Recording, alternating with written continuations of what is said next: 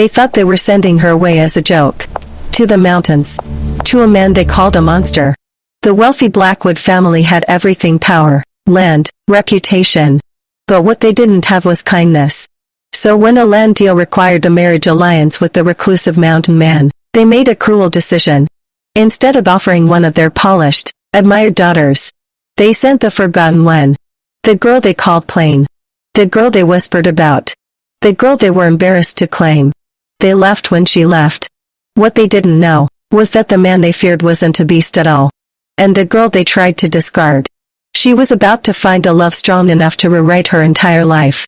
High in the mist-covered peaks of the Rockies lived a man named Caleb Boone. He was broad-shouldered, quiet, and rarely seen in town.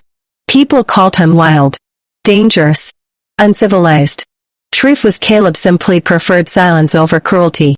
Down in the valley, the powerful Blackwood family needed his land to complete a massive development project. But Caleb refused to sell. There was only one way to secure the agreement: marriage. The Blackwoods smiled at the opportunity. But they didn't offer one of their admired daughters. They sent Clara Blackwood, the orphan niece they had taken in out of obligation. The girl they called awkward, forgettable, not pretty enough. To them, it was the perfect joke. Send the unwanted girl to the mountain beast. Clara packed her small suitcase with shaking hands and made the long journey up the winding dirt road, believing she was walking into a life of misery. She expected a brute. Instead, Caleb opened the cabin door with cautious, steady eyes. He didn't stare. He didn't smirk. He didn't judge. He simply said, "You must be tired. Come inside." The cabin was warm. A fire crackled. The scent of pine and cedar filled the air. Days turned into weeks. Caleb showed her how to fish in the river at sunrise, how to identify constellations in the clear mountain sky, how to carve wood with patience and care. He never asked why her family sent her. He treated her like she mattered. Slowly, Clara began to change. The tension left her shoulders. She laughed softly at first, then freely. She realized Caleb wasn't hiding from the world because he was cruel. He left because the world was. And for the first time in her life, someone looked at her like she was enough. One evening, as the sky burnt gold and purple over the mountains, Clara finally told him everything. The insults, the laughter, the humiliation of being sent away like a burden. Caleb listened quietly.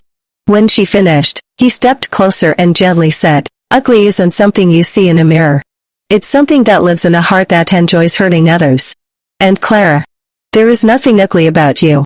Before she could respond, the sound of horses echoed up the trail. A messenger from the Blackwood family. "The deal is off. She is to return immediately." Old fear tried to creep back in, but this time, Clara didn't shrink. She stepped onto the porch, Caleb standing beside her. "Tell them," she said, her voice calm but unshakable, "I'm not coming back." The messenger stared in disbelief. This was not the quiet girl they had sent away. As the horse disappeared down the mountain road, Clara felt something she had never felt before. Freedom. They thought they were punishing her. Instead, they gave her the one thing she had always needed. Someone who saw her, up in the mountains, far from the noise of cruelty and pride. Clara and Caleb built something real, not on land deals or reputation, but on respect. The family who tried to make her a joke became the fools of the story.